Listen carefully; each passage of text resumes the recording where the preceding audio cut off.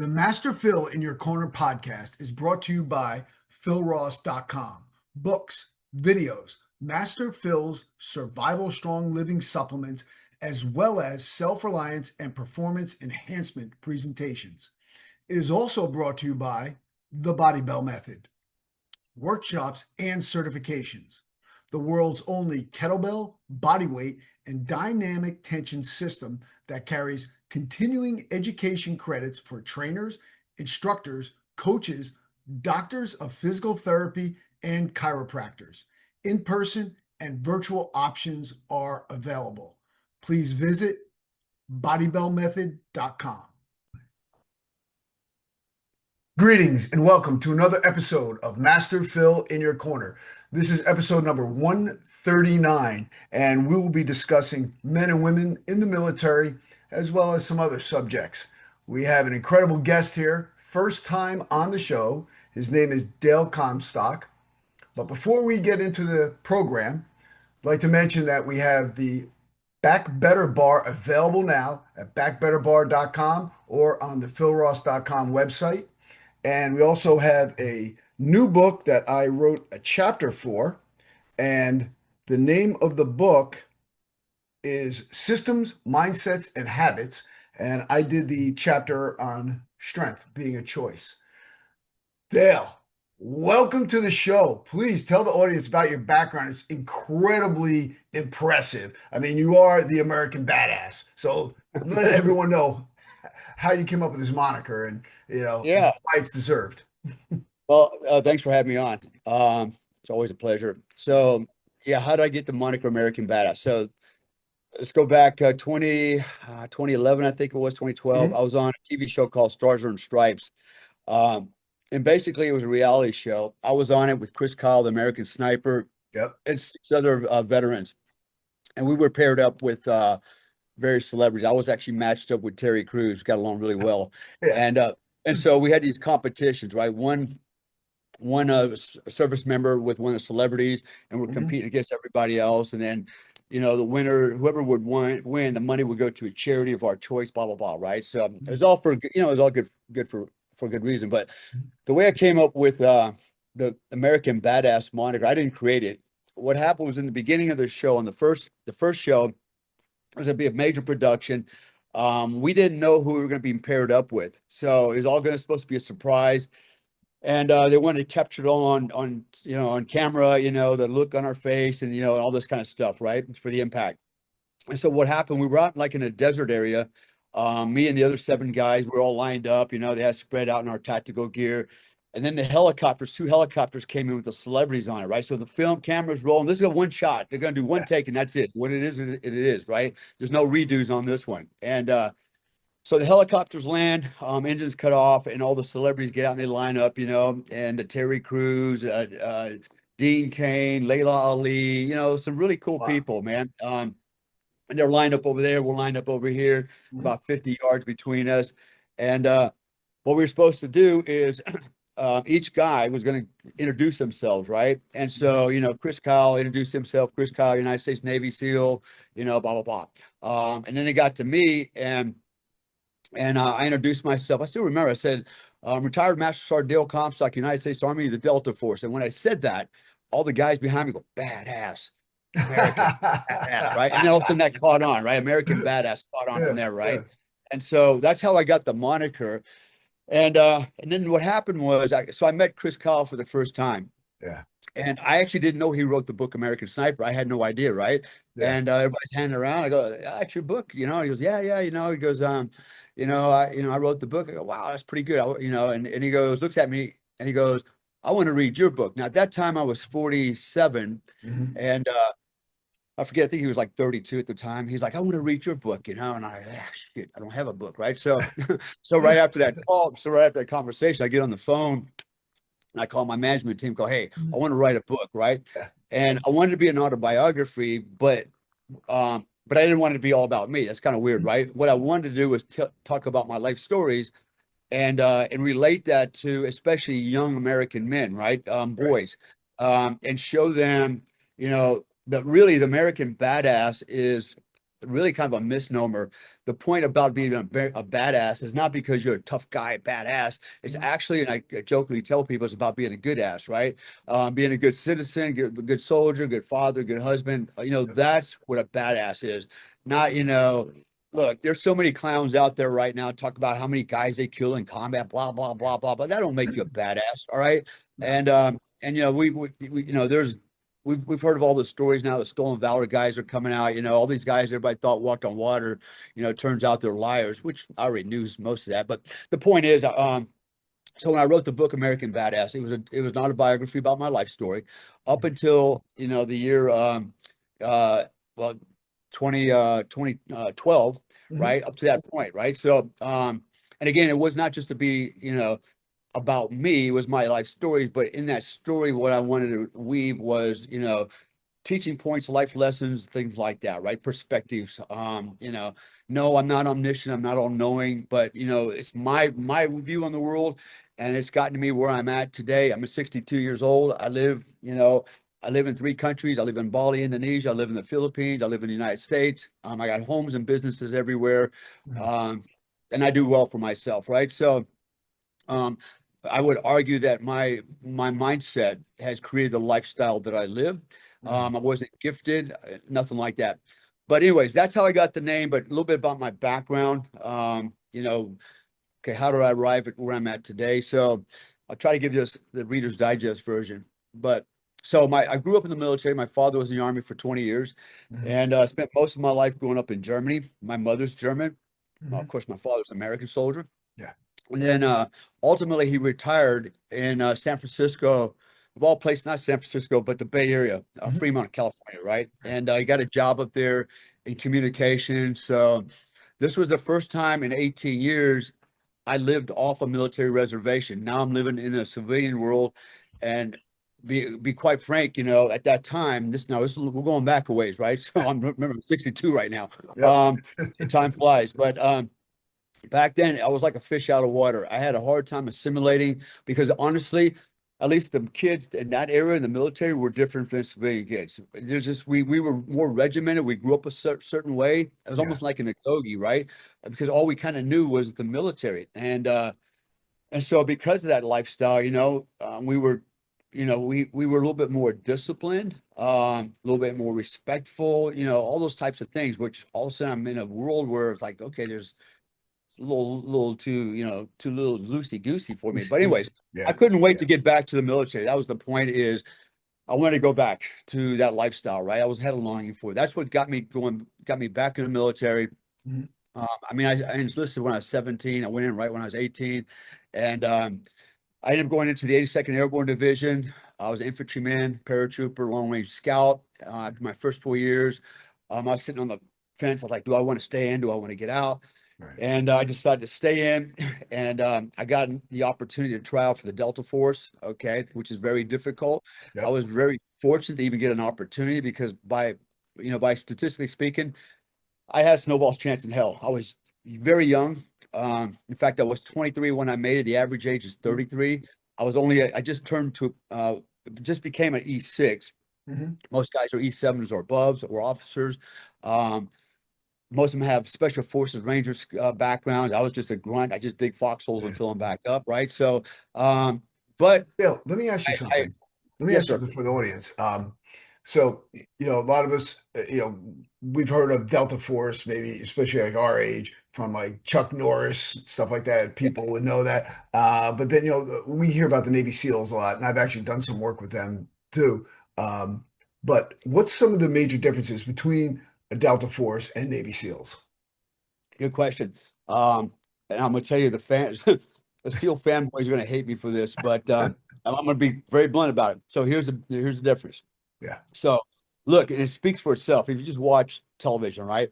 SEALs, they go through what? Buds, right? So Right. they go through this as a group, right? You see them rolling around sand on the beach, carrying boats, suffering, flutter kicks, blah, blah, blah, blah, blah. Okay. It's a gut test. Yeah. It's a grind for a while. Um, but here's the thing about when you go through as a group, what happens? You basically you can draw energy, you can draw strength, you can draw motivation from everybody else, right? For example, let's just say you see a guy over there looks like sad sacks, like this guy's still hanging in there. I'm not quitting if he's still in there, right? So it Right. gives you a little bit of motivation. Um, and also when you're hanging out with everybody, again, you're inspired. So SEALs, I mean, literally, you can come off the street in the Navy and go right in and be a SEAL, okay, with that much experience. Now, to be a Delta Force operator, the difference is it's an individual effort, okay? So you don't go through as a group. You go through by yourself. Every day it's by yourself. Um, you have to meet a very rigorous standard just to try out. For example, you have to have at least 4 years in the Army, one enlistment. You've got to be at least an E5 sergeant or above. Mhm. You have to have a GT score of 110 and above. A GT score is like a military IQ score. Mhm. You have to have no judiciary punishment of any kind, never been disciplined. You got to pass a very rigorous background check. You've got to pass a medical checkup. You've got to pass a physical fitness test. And then a swim test, and then oh yeah, psychological evaluation. So there's a lot you have to do just to apply to try out. Okay, so assuming you make it through that first gate, and you do get selected. By the way, the unit only selects. Ready for this? 100 people out of the entire military. 100 people Wow. out of the entire military 2 times a year. So that's 200 people of the entire military get an Wow. opportunity to try it. So the unit picks the best guys they can find. And they don't know who the best guys are, right? Because preliminarily, you do the same physical fitness test as everybody else. And all you have to do is pass it. You don't have to blow it out of the water. You just have to pass it. And here's the thing. The unit knows, I say the unit, the psychologists in the unit, they have several that are assigned there permanently. Their job is to evaluate everybody, keep assessing and evaluating the operators that are already there, mental checkups, make sure that the machines are functioning properly, no malfunction, right? But they've got it pretty well figured out. They know who's got the best chance of making it based on all the criteria I just laid out, background checks, medical, psych evaluations. They just know this guy's got the best chance of making it, and that's part of the selection process. Hmm. So if you get selected, as I fortunately did, I couldn't believe it. I'm a 100 guys out of the entire Army at that time, Yeah. and I'm like the youngest guy at the time, and I get an opportunity to go. So the next step is you have to go through the formal assessment selection course. So that's everybody knows it's up in West Virginia, it's up in the Mhm. mountains of Pennsylvania, Maryland, right? And so you go up there for several weeks, and what happens is, and without going into the standards of performance, because honestly, no, the standards of performance are not published. Nobody knows them other than certain people in the unit, right? It's one of the best kept secrets. But basically, every day what happens is um, you are told, you're basically told what to do. And then you're not told, well, how much time you have, how fast you have to do it, right? It's like, for example, okay, day one. Nobody even talks to you. You look at a whiteboard every morning. You're instructed every morning this time. Look at a whiteboard. And whiteboard, you see your name, and next to it, you see a color number, right? So today I'm blue 22. Okay. Tomorrow I'm pink 77, right? Every day your color number. So they don't address you by your name. Okay, they write everything on the board, so there's no interaction, right? And then if you do interact with the cadre, they're very stoic. There's no talking about anything other than business, and then it's very limited. So, for example, um, so they'll tell you, okay, blue 20, everybody at say 0700 in the morning, fall out in formation, make sure you got a rucksack with this much weight in it, these contents, a weapon, low bearing equipment, blah, blah, blah. These are your items, and they'll tell you, don't be late, light around a uniform. And then you're standing out in formation with everybody else. There's a bunch of pickup trucks out there that are covered up. And then there's cadre will read a list. He goes, okay, if you hear your name called, color number, get in the first truck. Blah, blah, goes down the list. Blue 22 gets on the first truck. I grab my stuff and I get in the back of it. They close it up. I don't know where I'm at. I don't know where I'm going. They end up driving you through the mountains, and at some point you stop, and then the cadre walks to the back of the truck, and he'll say, "Blue 22, grab your equipment, get off the truck." And you don't know where you are. You get off the truck. He'll take you around the front of the truck. He'll say, "Okay, Blue 22, your grid coordinates for where you're going to go are on a 5x7 card underneath that rock over there. I want you to plot it on your map. Tell me where you are, where you're going." So I go over there and do all the calculation and come back. So, this is where I'm at. This is where I'm going. And he'll look at you and he'll say, "Okay, have a good one." And then usually the answer is, "Oh, how much time do I have, Sergeant?" And the answer is always the same: do the best you can, but do the best you can. Have a good one. That's all you hear out of, and it's a straight face. It's like you're speaking to Wow. a robot, right? And so the problem with that is You don't know what the standard performance is. You don't know when it's going to end, and you push yourself every day until your body breaks. And that's the whole point of this thing, is to make you destroy yourself physically. Because once you start destroying yourself physically, this is what starts to go, right? Yeah. And then when this goes, then that's when they see who you really are, right? So there's a saying in the unit, because a lot of times guys will want to quit.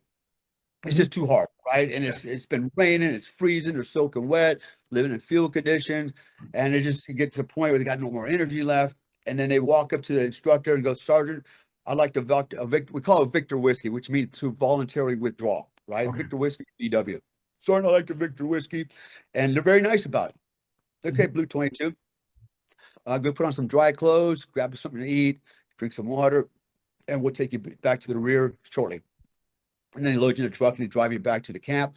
Then they'll tell you, okay, grab your gear, go upstairs, take a shower, get cleaned up, go get some food. You know, there'll be a steak waiting for you at the mess hall. They always fed you good too, right? They didn't starve you. And then, okay, zero, whatever time, right? 0800, you're going to go to see the commander, go into his office, knock on the door. And then he's going to give you a debriefing, right? Out briefing. And then usually what ends up happening is you go in for this out briefing, you sit in front of the commander, and you're feeling pretty good about yourself, because he's going to stroke you a lot. He's going to like, you know what, thanks for trying out. At least you had the guts to try out. Sorry you didn't make it, but appreciate it. And always, well, not always, but a lot of times the students will go, I'm sure I was wondering, do you think there's a chance I can try it again? Because I feel good now, right? Yeah. Yeah. And the answer is always the same. It's always the same. The answer is this: you can have a change of mind, but you cannot have a change of heart. Sorry, you'll never get another opportunity because you don't have the heart, right? You think you're going to grow the heart later on? No, it's so that's how they look at it, right? So the attrition rate is super high. So in my class, remember I said earlier, it's 100 candidates per course twice a year. Right. It's 200 people, the entire military now. Anybody can try out, right? Mhm. MOS and material. You could be a fry cook flipping hamburgers, okay? And then what happens is, like in my course, I don't know why, but mine had 110 candidates. We had 10 extra bodies. I don't know Yeah. why. I don't know. We had 10, 110. That's what I count. 110, 110. Supposed to be 100. But anyways, 110 started. Um, when we finished the course, six of us finished. Everybody else just got cut away during the entire program. At the end, there was six of us still standing. Of the six of us that were left, three of us got selected. Three of them. I was the youngest at the time, 23. The other two guys were 33 years old. And you don't just get selected, right? So after you finish this long, grueling field work and Yeah. miles and miles under your back, then what happens is you come back for another psychological evaluation, some more testing, and then ultimately what you do is you sit in front of the commander's board. So imagine sitting in an empty room, in Mhm. a chair in the middle of the room, okay, sitting upright. And then in a horseshoe formation around you, you've got about 15 to 20 sergeants major, commanders from the unit, including the Yeah. Delta Force commander. And you're sitting around your horseshoe fashion, and you're sitting there in the middle, and then they start asking you questions, okay? And they're checking they want to see your maturity levels. They want to see your problem solving skills, your critical thinking, right? They want to make sure you're the right guy, not the best guy, but the right guy. And it's a murder board, and they're not yelling at you, not yelling at you at all, very civil about it. But you know if you make it through that part, that's going to be the toughest part, because a lot of guys make it up to that point, Yeah. and they're like, "Hey, no, sorry, you're not the one we want," right? So I got I have to ask you. So you've gone through all the ordeals. There's over 100 people in here. There's six of you guys left. You go in and you're in front of this panel, and they go to you. Yeah, hey, thanks for doing this, but yeah, you're done. What what are the criteria for making that decision? Well, if you quit, that's real simple, right? Yeah, You made yeah, the yeah, you yeah. quit, right? Yeah. Now they can pull you out as a time standard, right? Tango Sierra time Okay, standard. You didn't beat their time, whatever that is. okay. You don't know what it is, but they But know you don't what it know. is. Yeah. Yeah. So, you might just show up one day at one of the RVs, rendezvous points, and you're ready for your next grid coordinates. And the cadre goes, okay, Blue 22. unfortunately, you're a Tango Sierra. Go ahead and put your warmies on and get some to eat, some to drink, and put your stuff in the back of the truck. You're going home, right? So, Yeah. and it might not even be because you didn't make the time. It could be a lot of things. Maybe they observed something in your performance, your character. You did something out there that's like, that's a red flag, right? So, Hmm. there's a lot of ways you could be, basically terminated. It's not just your own voluntary withdrawal, but there's also you may not meet this time standard, or you may have done something that, for example, what they don't tolerate is what we call road runners. So you're not allowed to use trails, roads, sidewalks, street, none of it. You have to literally go cross country at everything you do. And they have guys out there watching, binoculars and looking for you, right? And they see you kept running the road, and then they, hey, come here, Mister Road Runner. So they want the whole idea is they want to see you suffer, make yourself suffer. They're not doing nothing to you. They're very nice to you, right? Yeah. They just give you a standard, tell you do the best you can. It's like how bad you want it. You're going to do the best you can, right? And so if you're really serious about it, which most guys are when they go there, Mhm. because this is a big deal, right? This is Yeah. like this is going for the all stars. They're going to push themselves. Now, how well they prepared, is going to determine how well they do. And I can tell you, I was in the best shape of my life. I mean, I was in the best shape of my life when I went there, and I trained like a madman. I had some record times for carrying a rucksack for, oh my God, man. But but even in my condition, Mhm. it eventually caught up with me, about almost towards the end of the course. Luckily for me, I was able to sustain and maintain to a point, you do bodybuilding stuff as well. So, Yeah. you can peak out at some point. You can train, and also you hit a plateau, right? If you keep pushing on that plateau, it starts to go down, right? Yes. And Yeah. it's the same thing here, right? So you know, the goal is when you enter the course, you want to go in pretty good condition, knowing you still got a left to plateau, and you Mhm. want to plateau towards the end of the program so that you're coming down at the finish line, Yeah. right? And not way too in front of it. And so there is a strategy to it, but they don't tell you that. You just got to kind of figure that out, right? You have to know yourself physically. What can you do? And then train accordingly. Um, but so, to answer your question, that was a long answer, but the biggest Yeah. difference, and by the way, the Delta Force selection in the United States military, anyways, is it very unique. It's a one of a kind. Nobody else does this. Not even Special Force. I was a Green Beret. The Yeah. selections grant program. You go through as a group, right? Mhm. Ranger schools as a group. Yeah. SEALs as a group. But probably the only other exception that I'm aware of is the British 22 SAS, right? Their selection program's the same way, and that's actually how the Delta selection got started. Um, Okay. Back in 1974 because Colonel Beckwith went over and he's like, okay, this is interesting what you guys are doing. We don't have this capability. I want to start this capability in the U.S. military. So he did. And Mhm. so he kind of used their same template to build on.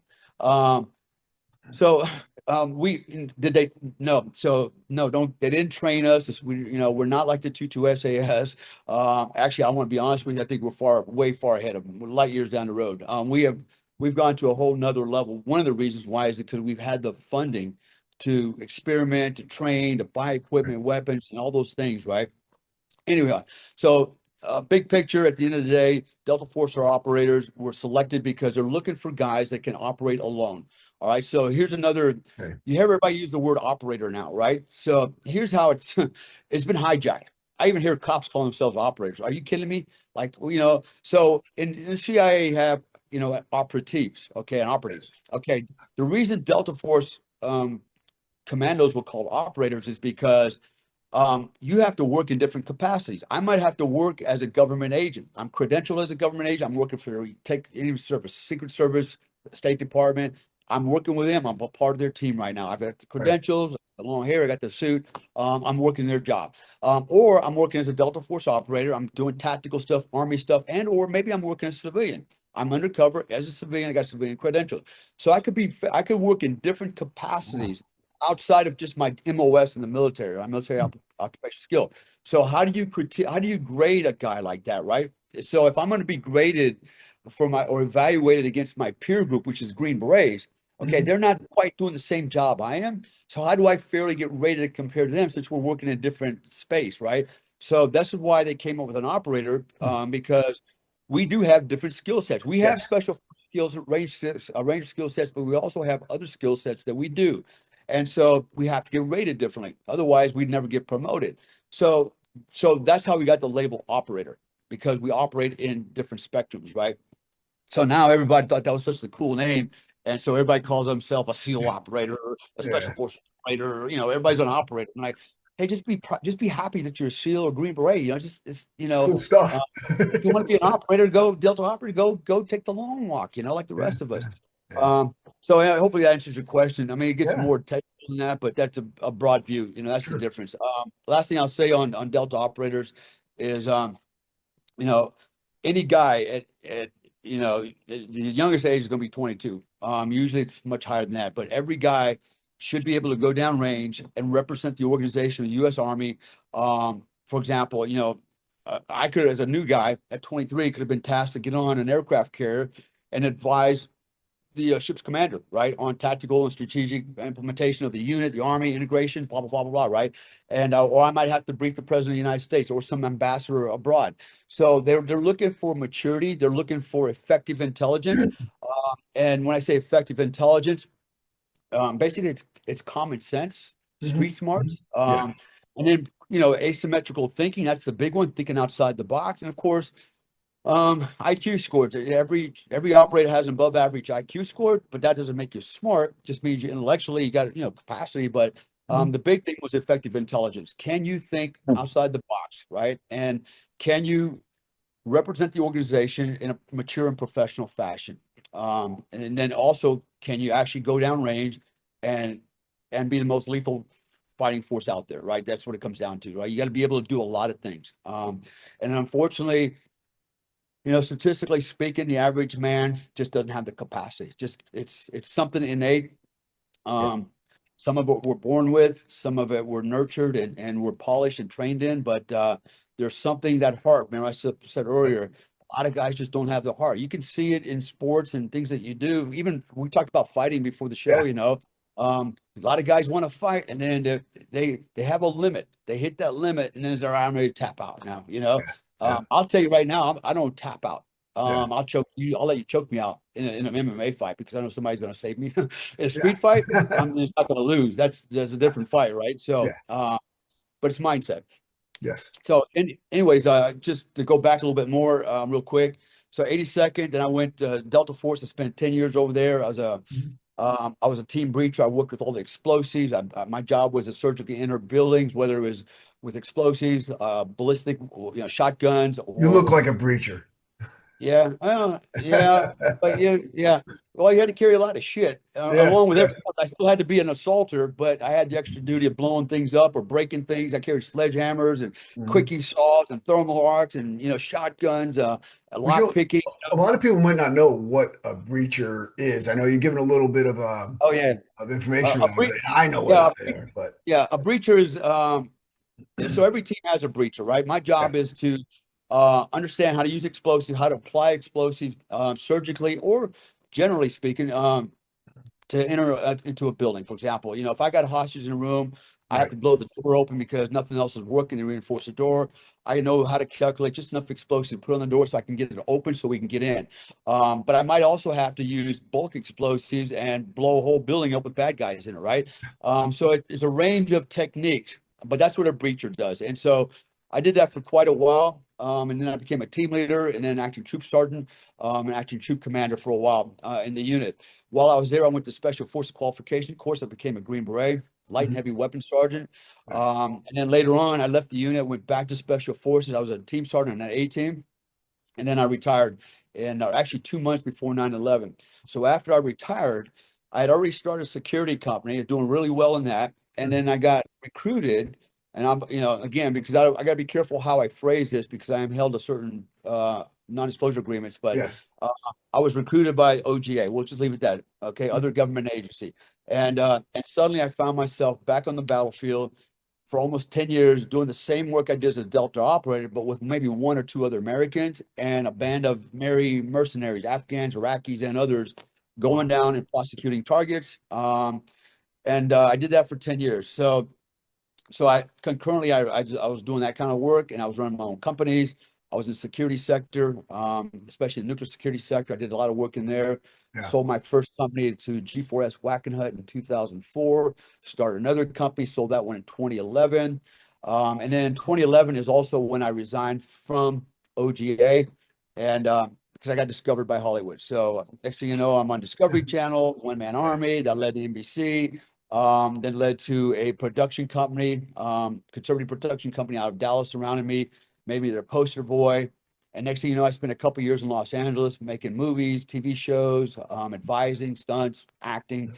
And then I got a little burned out on that. It wasn't quite what it could have been better, but honestly, I didn't want to live in Los Angeles, right? A lot of producers were like, man, if you would just live here, we can have you on a set every Yeah. day and you'd be the next Danny Trejo, right? Yeah. And I'm like, geez, that's an insult. No, maybe not, but okay, yeah, I'll be Danny Trejo, whatever. Yeah. Somebody's got to be that guy, right?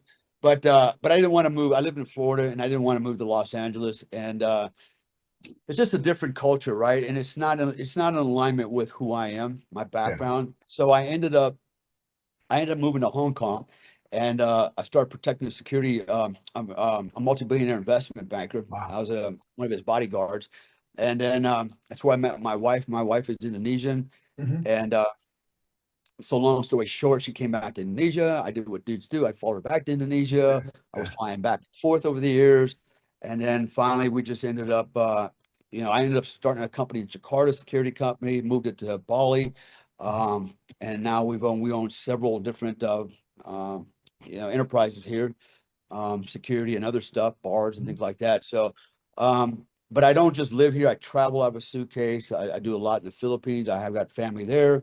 I've got family in Florida, and so in the span of time that I've been doing all this Florida, other West Coast or East Coast? East Coast, East Florida, Coast. right? So I do have family in California, Los Angeles. Oh, but I mean, But East Coast or West Coast of Florida? the Panhandle, yeah, Panhandle. City Beach, yeah. And the only reason I can announce that, I'm a little reluctant to say too much about where I'm at Right. one particular time. And the only reason I'll do that, and I'll share this with the audience because I was on Alex Jones last year and I came out and told everybody, and I had a reason for telling everybody. Mhm. Our government hasn't treated me fairly. I'll just be honest about that, right? Mhm. So, Mhm. long story short, um, almost in May of 2024, I was notified Department of Justice and the FBI that I've got an active threat against me. I'm a priority target for Al Qaeda. So they want to kill me, right? And so um, the government actually revoked my wife's visa during COVID. Just stupid stuff, right? She got hit by a police car, cancer. We couldn't come back to Indonesia because of the travel restrictions. We overstayed a 5-year unlimited entry visa, and we still have plenty of room on it. It's just shenanigans because it's not because of her, it's because of me, and they made that pretty clear. So, anyways, I've been trying to get my wife her green card. So if I have to get off the X, so to speak, wherever I'm at, I can take her with me. And they've been and I'm going to say it out loud, they've been very uncooperative. They have ignored me intentionally. I've engaged a lot of people, and they're just hitting walls. But anyways, I'm not crying or nothing like that. It's just the situation that I'm in. Yeah. Yeah. Um, One of the reasons I have this hit on me is it's not the only one, by the way. I've got other people that want me to, but this one was announced. In fact, for your listening audience out there, just so you understand where we are in this world in America, um, Al Qaeda was literally looking for me in Panama City Beach. Okay, law enforcement came to notify me they were looking for me there, the FBI and others, and Yeah. they actually stepped the patrols around my home looking for me to protect me. And actually, I had former Green Berets or friends of mine who live in the same community, and they've actually seen them looking for me. Okay, so how did they get there? Well, it just all this open border stuff is biting us in the ass now, right? And Yeah. so um, the world's not safe. I don't care where I go, so I can No. choose my poison, I suppose. One of the reasons I got on the list is so other thing that I've been doing is mercenary work. All right, so I know that sounds like like saying I'm a prostitute, but honestly. I'm a Contractors, isn't that a nicer name? Well, I do distinguish between contractors because contractors normally work for their own government, right? So I work for foreign governments. So a foreign government said, "Hey, we need your skill set to help us kill bad guys, terrorists, and stuff like that." So that's what ended up happening is I went out there and I had a small, 11-man strike team, and I went out and did bad things to bad people, and So, anyways, that got me some uh, unwanted notoriety, not because of Yeah. anything I did, but because of one of the guys on the team. And I'll just say he was a SEAL, thought he could make a movie out of this, blabbed it, went to Reuters, gave up my name and phone number. Everybody on my team compromised this. And then they made it, it was made international news, right? Big investigation started. But again, I didn't do anything. We didn't do anything that was outside the legal bounds. What we did Mhm. was actually legal. Um, and you can work as an American, you can work for a foreign government, military, join their military as an American citizen. Look, they're doing it in Ukraine right now, right? Right. As long as that other country is in alignment with U.S. policies. So, anyways, that got me, recognized. And I had to, you can look it up on BBC. BBC, it was American mercenaries killing in Yemen, right? That's how they couched it, right? They had an agenda. Mm. And the only reason I got on there was because they had the seal on there. I knew they're going to put him on there and he would have got us locked up. He was just a clown. And so I wanted to get on there and dispel all the BS and make it very clear to the viewing public out there that, we are not knuckle draggers that indiscriminately murder people, nothing like that. Yeah. We were very careful who we went after, how we went after them to make sure we minimize collateral damage, but we went after legitimate terror targets. And so, anyways, that's a little bit of my backstory. There's more, but it kind of gives you a general idea. We just about use a whole show talking about that, right? Well, the thing is, it's good that people get to know you, know who you are. Like I recall seeing some of those shows too. I remember that the show with Layla Ali and all with the helicopter. Yeah, I actually watched that. It was pretty cool. They had yeah, a lot of good shows on Discovery Channel and History Channel and so forth. It's a lot of fun to watch that. yeah. But actually, I was on Knife or Death, and I was on Blades. Forging Fire. I was on that too, but Oh, yeah. yeah, nothing near the level you were.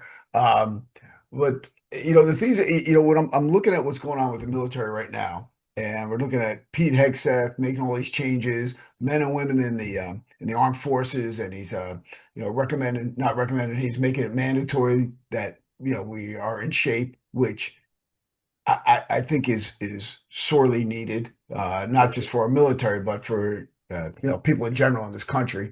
So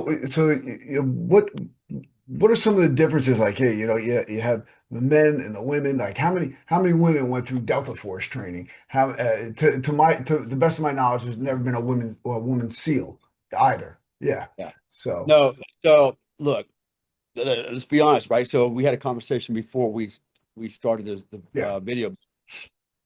I just literally got off the phone. You heard me talking to the guy. yeah. He's an old friend of mine. Haven't talked to him about 15 years. He sent me a message. He goes, "Hey man, I got something I got to ask you, really important. If you have a moment." I said, "Well, I got about 15 minutes. So, what do you got?" And he has a daughter that's, I think she was 15, and she wants to join the army and wants to be an infantryman, right? Going to the infantry. And he was basically going, look, he goes, why don't you talk to this guy? Now, my friend's also been in the military. He's also in special forces. So was his grandfather. And kids never want to listen to dad, right? Like, you're just, whatever, trying to scream. So, okay, Believe me. this guy, right?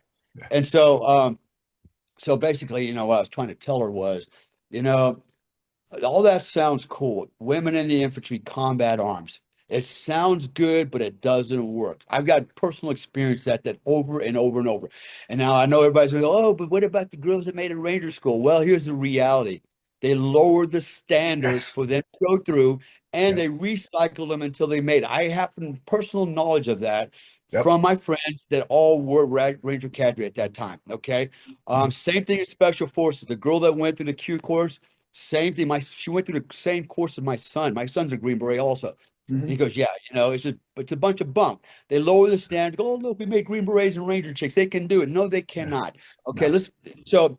let's be honest. Okay, let's be brutally honest, man. Mhm. This is not anything that we are not equal. Men and women are not equal. Period. Okay, we're biologically different. Men have different Yep. strengths. Women have different strengths. Okay, we're complementary.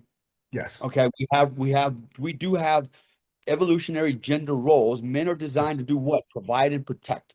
Okay, where women they're designed to do what? Nurture, and incubate our children, right? Right. Right. That's their job, but not only just our children, but also to soothe, if you will, and support the provider, the hunter, the fighter, right? Right. Us. Um, and so the reality is women are not designed to carry, and I'll give you an example in the infantry. Or I'll just use Delta Force, man. You Sure. know, on average, my load bearing equipment, just my load bearing equipment that had my magazines in it, and which was a lot. I had carried two radios, IVs, over 13 magazines just for my M4 rifle, 45s, 16 HE 40 mic grenades on my chest. My vest weighed 35 plus pounds. Okay. That was standard across the board. On average, most of us carried somewhere around an 80 to 100 pound rucksack. What's in the rucksack? Well, I'll tell you what's not in there. Not what's not in there is a bunch of lickies and chewies and candies, and warmies, right? We call them, right? You know, you might have a poncho in there to throw over to keep the rain off you. You might have a poncho liner, just a nylon little blanket to cover up in. Everything else was batteries, food, water, medical gear, radios, things that, ammunition, things that we needed to go fight a war. And so on average, a rucksack could weigh anywhere from 80 to 100 pounds. Your load bearing equipment, mine was at least 35 pounds, and that was the average with everybody else. We weighed our stuff. We had to know. You Yeah. know why we had to know? Because if we crashed a helicopter into the water, we had to know what the buoyancy rate was. Can we swim with this crap on? And the answer is no. So No. we had to carry different types of Heeds bottle, right? Which is a small O2 bottles in our side. So we could breathe as we're going down and doffing our equipment. Then our weapon systems, right? I mean, I carried an M4 or Car 15 at the time with a 40 mic grenade launcher on it. I had optics on it. I had lasers on it, double stack magazines. This thing in itself was a freaking massive gun, and it was just a standard carbine, right? So, and I've seen again, and I know women hate to hear this stuff. Let's just be honest. You can judge and critique sitting on your couch, and but try going to the field for 6 weeks straight, okay? And you're gonna eat cold food. You don't get to warm it up. You get to Yeah. drink plain water out of and you get to throw, various types of chlorine tablets in it Yeah. to purify it. You're sleeping in the mud, and sometimes 4 to 6 inches of rain. You're freezing cold. You get maybe 4 hours of sleep in 24 hours period. And it's like maybe not even 4 hours of contiguous sleep. It's like Right. broken up sleep. The rest of the time you're walking, carrying that tick on your back, carrying a gun, digging foxholes, and moving to contact. You're going through all the drills that you would do day in and day out, man. I'm gonna tell you, it's some of the hardest stuff I've ever done in my life. Yeah. Physically, it's brutal. And so Well, the just thing is, let me tap on something that people yeah, will say, oh, gender differences is a social construct. That's garbage. It's garbage yeah, biologically, and they follow the science. Human beings, we have 20,000 genes that makes us up, right? yeah, So of those 20,000 genes, 6,500 of them, the functionality of 6,500 of them are different between men and women. So on a cellular level, we are one third different. So right. there's differences. Accept it, move on. Absolutely, man. And everybody wants to overlook that in this in an era of political correctness, which looks like it's that era is coming to an end. I hope Thank so. God, right? And because it really hurt the military. It's one of the reasons I retired in 2001. It was already setting in back then. Yeah. I remember that General Shinseki at the time was the Secretary of Defense, right? He shows up at Fort Bragg. There's a big ceremony for Green Berets, right, at the USOC headquarters, and Yeah. he's been invited as a special guest. He's looking around, just admiring all the Green Berets, and right there on the spot, he goes, "You know what? I want everybody to have a black beret in the Army, like just like I that." And remember that. they're like, "Sir, those Rangers have the black berets." I don't care. Everybody gets a black beret. So they took the black beret from the Airborne Rangers that earned that beret, just like the Green Yes. Berets earned the beret, and so they got the brown one, right? And so everybody gets to wear the black one. Why? So everybody can feel good about themselves. That was the craziest part, right? And then they wear them like pizza hats. They got them cocked back sideways. It's just shameful what they did. But it's all in the spirit of political correctness. Then the other thing they did was um, you didn't have to pass the physical fitness test in basic training, right? You could be some tubbleard and not pass it. And the idea was, well, if you don't make it, that's fine. When you go to your unit, your squad leader, team sergeant, or troop sergeant, or platoon sergeant, they'll train you. I was like, that's a bunch of crap. So you get some fat dude out of shape, and he's supposed to be ready to go to combat, and he's not even, he can barely make it up the steps. So that happened. Then they started issuing out stress cards, right? So if the sergeant was yelling at you, you could pull out this card, hold it up, and he had to stop. It's like throwing the it was like throwing the flag on a football play, foul, out of bounds, right? And you had to leave him alone. So they were going down that path, and I thought, you know what? I don't want nothing to do with this crap no more. I had Oh, a water infiltration team. So with my special forces team, we specialize in surface water infiltration, rubber boats, swimming, surface swimming, yeah, over the horizon infiltration, riverine operations.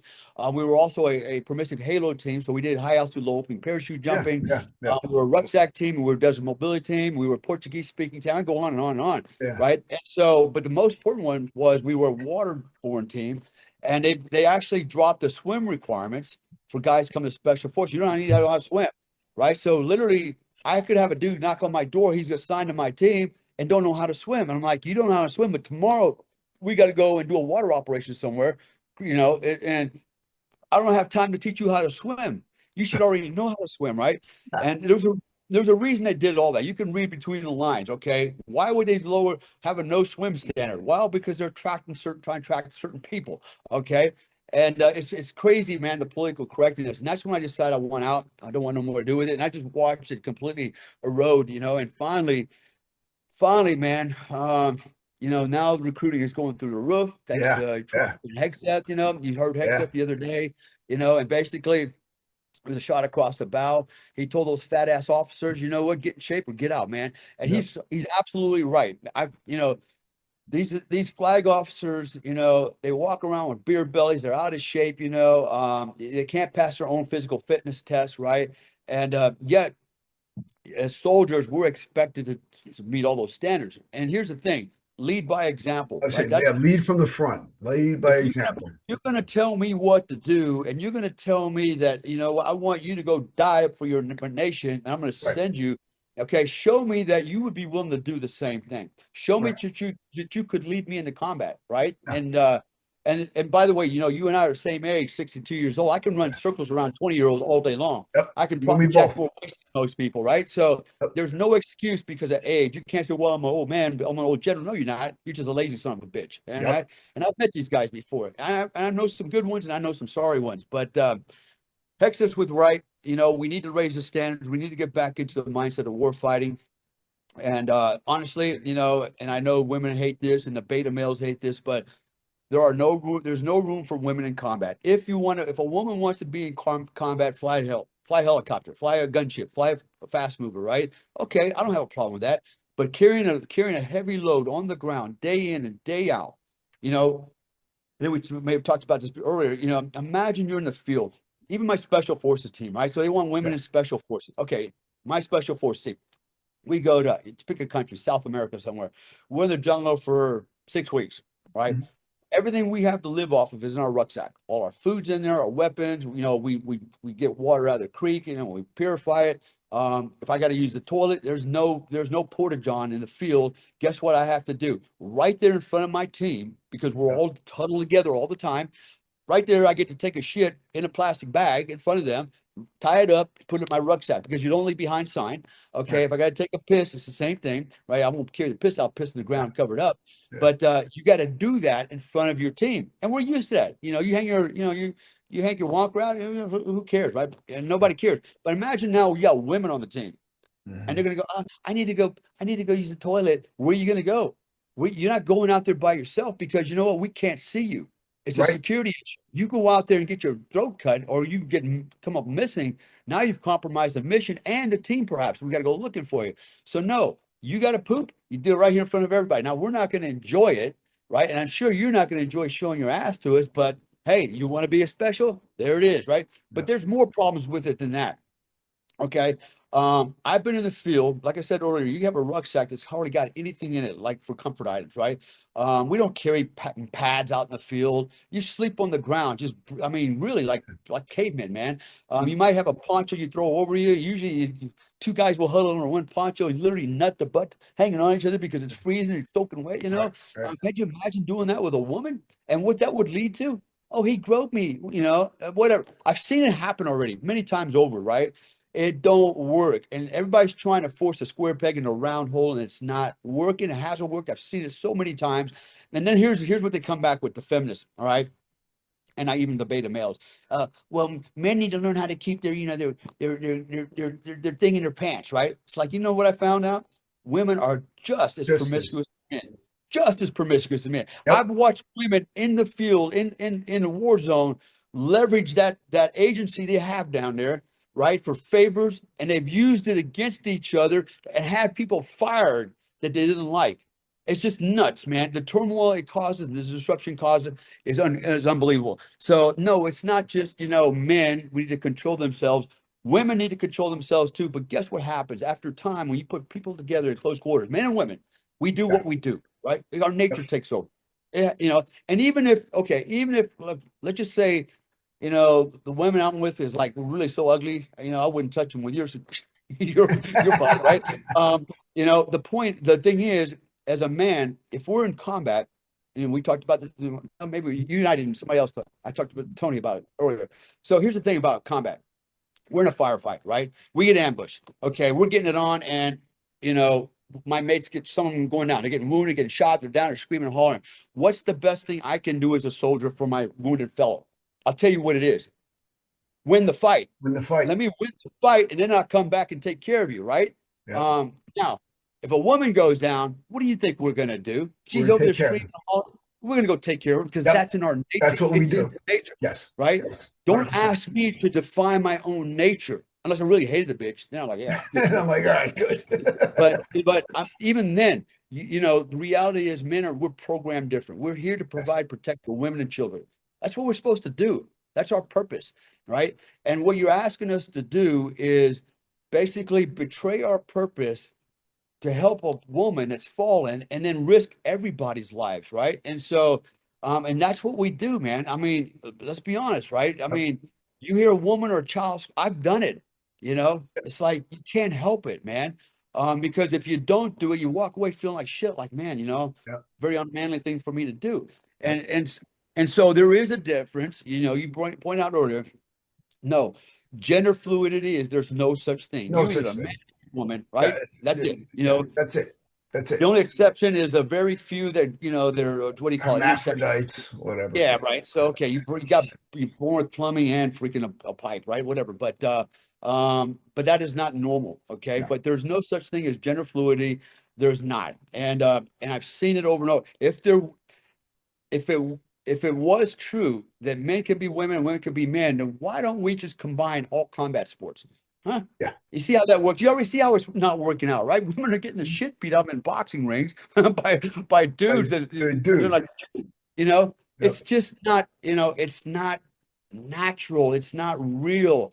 Nope. Some dystopian shit that people have made up. Yep. And in the name of third wave feminism, we're all equal. We should have equal rights. And I'll add on to that. And I'm going to start sounding misogynistic, but I'm the guy that calls it the way I see it. And I'd be damned what people think about me. You know what? Nobody's putting a roof over my head. Nobody's feeding me and my family. Nobody's putting money in my pocket. Okay. I'm a sovereign man. And you know what? I'm not beholden to anybody. I'm not afraid to say, what's on my mind. I'm not going to censor that. And it might be harsh, but it's going to be my opinion. And I think I'm pretty much right. Mhm. But the reality is, you know, the men and women are different. When we talk about things like, women's rights, feminism, where's my rights? This is my right, right, right, right, right, right. My question is, every woman, I ask them, who give you rights? Who give you your rights? Where'd you get your rights from? Yeah. Right? Yeah. And then I say, okay, you got your rights from men. If we as men decide all together, hey, what? We're taking away the rights. What are you going to do about it? How are you going to get your rights back? Who are you going to call? Right? You can't beat us up. You can't, you can't outfight us. We're natural hunters and warriors. And Yeah. so we as men have given women rights because it's the right thing to do, right? Of I course. mean, I don't begrudge my daughter and my wife, things. But I do want to make sure we all understand that we are, we have different roles in life. And so, you know, if people would just kind of just go, okay, I get it, let's, I think the world would be a much happier place, much more. We Yes. got this, turmoil in our country because of this crap. People identify as toasters with blue hair, and Like, and today I'm a guy, tomorrow I'm a girl, next day I'm like an alien or something. it makes no Yeah. sense, man. But yeah, it's Yeah, crazy. we But could have some fun with that on another show, definitely, because I'm fighting this all the time. my head's about to blow up from this. Yeah, I know, I can tell. And I'm, Yeah. oh my God, it is insane what what Yeah. we've come to, but hopefully the pendulum is swinging the other way. I feel it, I see it, and we just have to keep it going that way. Well, Uh, I found it interesting. So, yeah, um, heck says wasn't wrong. People call me before and ask me, what did I think he was going to do? Why is he summoning all these generals, flag officers? yeah, And what I knew was for sure what he's not going to talk about is battle plans, right? Why would you compromise that? yeah, You're not going. Not everybody has a need to know in that organization, right? In yeah, that auditorium. I had a feeling what he was going to do is exactly what he did. Basically, it's going to be put everybody on notice.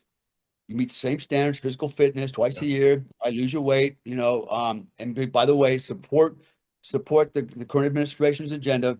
yeah, Um, no Confederates. And here's the crazy part, right? I use words like Confederate, okay? As yeah, soon as I say Confederate, like on this one podcast, everybody's like, oh my God, see, he's talking about racism and blah, blah. Man, you monkeys out there, it's like, no, Confederate, is not a Confederate like, a racist. Confederate means someone that is a turncoat, someone yes, that, you know, someone that's infiltrated, trying yes, to disrupt the system. That's what it means, right? We use the term Confederate all the time, especially when we talk about red teams and mhm, doing security assessments and things like that. A Confederate could be someone that looks like everybody else, but look, we have them doing it all the time. They're leaking information, yeah, and so they're all, I'm watching them out there, and they're calling what is it, Joey Behar, right, from The View, oh, uh, he's fat shaming people. Here's a chick that's never been in the military, okay, has no idea what fitness means, and she's going to automatically call it fat shaming. Well, let's just call it what it is. If you're fat, right? And so, and I'm not going to ignore that and pretend like I don't notice you're yeah, fat. And by the way, they try to normalize it. yep. you know, fat people it's normal to be fat. It's only normal because everybody's fat now, right? Yeah, That's what makes it it's normal, right? it's not But it's normal. not healthy, It's right? not normal. No, 100%. And I'll tell you, I was never more embarrassed when we had that Lloyd Austin. Oh, Oh yeah, yeah, yeah, yeah. oh man, that guy was such an embarrassment. Oh yeah. Just And with his Miley, General Miley, I call him Millie Vanilli. yeah, Yeah, he's a joke. yeah, yeah. That's I just an mean, embarrassment. It's honestly, like, how did you go through all that training? How did you get to that point? And this is what you are? yeah. It just never Well, gets. I can tell you, General Miley is a paper tiger, man. He's got all the ribbons, but a lot of that shit's just giving it to him. They Yeah, have to have all that to get promoted. right. Do you really see any real combat? I doubt it. Not very Yeah, much. And usually, as a commander, sometimes you really don't. You just get don't. the credit for it. But Yeah. here's the thing I have with those guys, man. They cost a lot of American lives. They made Yes. a huge mistake, and they should own up to it, but they didn't, right? And sadly, I mean, you and I could have, we could have designed a better withdrawal plan from Kabul than they ever did, right? I If you're mean, that kidding, was look, what I do is that when I said, I go, this is the dumbest thing ever. I was a bouncer for a lot of years. So what they basically did was you're closing down the bar, and you let the bouncers leave first. right. Exactly. It's like Right. the And you dumbest leave the cash plan. register open full of money.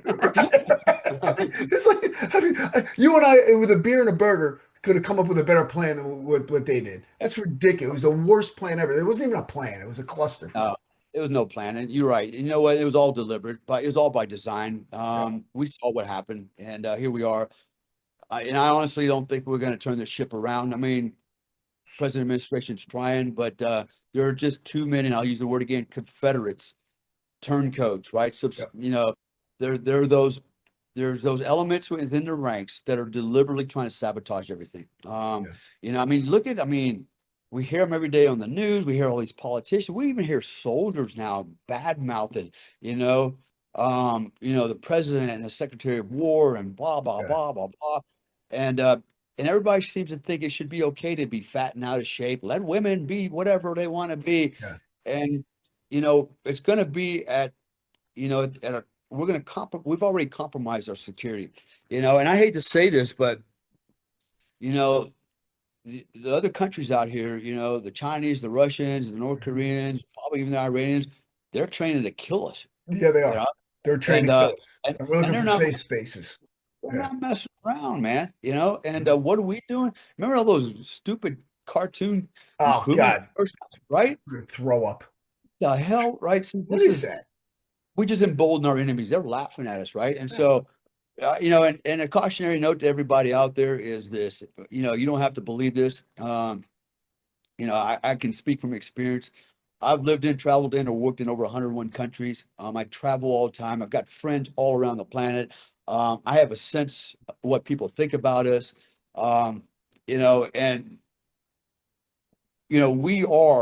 we have been infiltrated.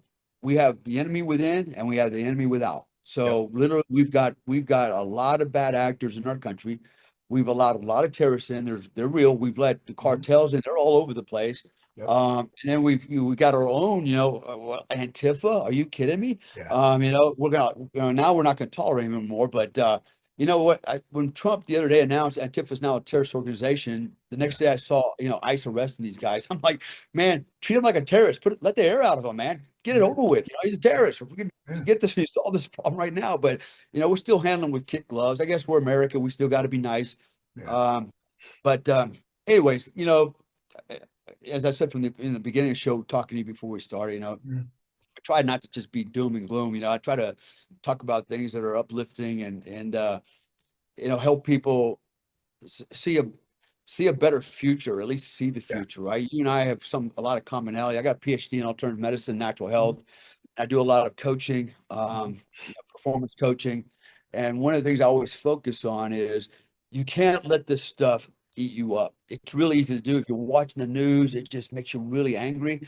And the way I look at it is like this. Um, I look at most people as NPCs, non-player characters, like in a virtual reality game, right? mhm, They're just fillers, taking up space, right? They're just in the backdrop, and that's how I look at most people. Other than people I'm closely associated, like you, for example, you're not an NPC, you're a real person, but are you really real, right? Am I really real? Or are we just energy and frequency? yeah, So right, I look at things from a different type of lens, a different perspective, and what I know this is, if we allow this this big machine to psychologically capture us and immerse us in all this propaganda and BS and fear. We're all going to be captured. We're going to be in a living hell. And so we have to learn how to stay above the fray. And so that's how I look at things differently is, I watch, I muse over it. I giggle because I see how stupid it is. And I see the game. And the puppeteers, who are the puppeteers? They're these politicians. They understand the mhm, human condition. They know exactly what they're doing, and many others, not just politicians. It's just the cabal. It's the people on the Bilderbergers and many others up there. They know exactly what they're doing because they've been doing it for long, long periods of time. And so understand that we're being manipulated. We've been pitted against each other on purpose. And yep, unfortunately, the vast majority of humans are very gullible, yep, are undereducated, underinformed, right? And they just go along with whatever they see and hear. It must be true. The news would never lie to me because of the news, right? The government would never lie to me because I elected them. Very naive, right? And so I would say, and we call them useful idiots, right? I think those yep, are useful idiots. And unfortunately, you're never going to change their minds. The only way they're going to change their mind is they've got to consciously say, you know what? I need to change my perspective. And the way they're going to do is they got to do their own critical thinking. They got to start looking at the different angles of this thing and challenging these paradigms. And most people won't do it. Why? Because they're distracted with all the other BS. yep, And so to truly be free, you know, um, you've got to become sovereign, and you've got to basically insulate yourself from all the crap that's going around us, going around mhm, us all the time. And know this, that it might not end well for humanity. In fact, I'm gonna say this right now. I don't think it's gonna end well in 4 years with the advancement of AI. Look at what's going. Where we are in World War III. Okay, most people think you need missiles and rockets. No, it's an information warfare, information operations, and they're good at it. Right. This is why we have all the problems we have in America. Right. Information being, Russians, Chinese, and mhm, even our own allies oh are yeah, doing this.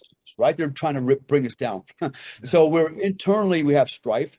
right? And we're fist fighting together in our own room, yet outside the door is the rest of the world ready to stomp us a new butthole. They're ready and they're Yeah, lining up for it. they're definitely So ready. all we can do as individuals, man, is try to focus on ourselves, our own sovereignty. And you should, because in about 2 to 3 years, AI will put most people out of a job. Yeah. And what are you going to do for a living, right? That's the other thing. And so when I say sovereignty, what have you done to prepare yourself? So if you lose your job, um, are you literally at the whim of the government? Yeah. And that's what's going to happen, right? They're even talking about, Elon Musk talked about, he thinks at some point we're going to have to give government's just going to have to give people a monthly salary, right? A living wage, not even a wage, just a living salary, right? So to live off of. And what will that look like? It's not going to be dollar bills. I can tell you that. It'll be credits. It'll be credits, right? Yeah. That they can control, right? We should definitely make this another subject because I got a lot of thoughts on that as well. But Yeah. Dale, is there what's the best way for people to get in contact with you to check out your stuff? Yeah. Uh, I have a website, DaleComstock.com, pretty yep, simple. And I also have, I'm on Instagram, Official American Badass. You can find yep, me on Facebook. You can find me on LinkedIn. Um, I'm not hard to find. If you go through my Facebook, I'm sorry, through my website, you can yeah. email me directly from there if you have a question or what, I'll post all that in the description. But, Yeah, yeah, absolutely. hey, man, it's great to have you on, Dale. Man, Yeah, we could go on forever, but I know we have to have some I type know, of right? time limits here at some point. I Man, love it's doing these awesome. because I love doing this just because we get to exchange information, Yeah. ideas. Podcasts are becoming, legacy media is dying. It's Yes. no longer, it loses all its power, its juice. It's basically hanging on. But podcasts are the wave of the future. People like Yes. you and me and your viewers out there, we get to engage in discourse, right? Without all the, the obfuscation by, all Yeah. the other The bullshit, man. It's like, filters. Yep. yeah, and so this is the wave of the future, and the more podcasts we can all do, of course, there's the other side, the other podcasts that are, the antithesis to Yeah. to the Yeah. reality of things, Right. but it is what it is. But I'm grateful for the opportunity coming on here. I And enjoy being on any time, man. No problem. I'll tell It's a you, lot of you're awesome. It was great. It was actually pretty easy for me today, but I know, right? Hey, by the way, I tell every guy, I didn't tell you today, but normally I tell everybody who want to do a podcast. I've done podcasts 8 hours long, man. yeah. Um, I've done, yeah, Julie and Dory, many others. And I usually go, this will be the easiest podcast you ever do. I Just know. introduce me and then just go shopping, go to Walmart, do what you got to do, and then when you come back, I'll have this thing wrapped up for you. Oh my God, that's awesome. Hey Dale, thanks again for coming on, and Sure. guys, take care. Strength and honor. All right. Thank you.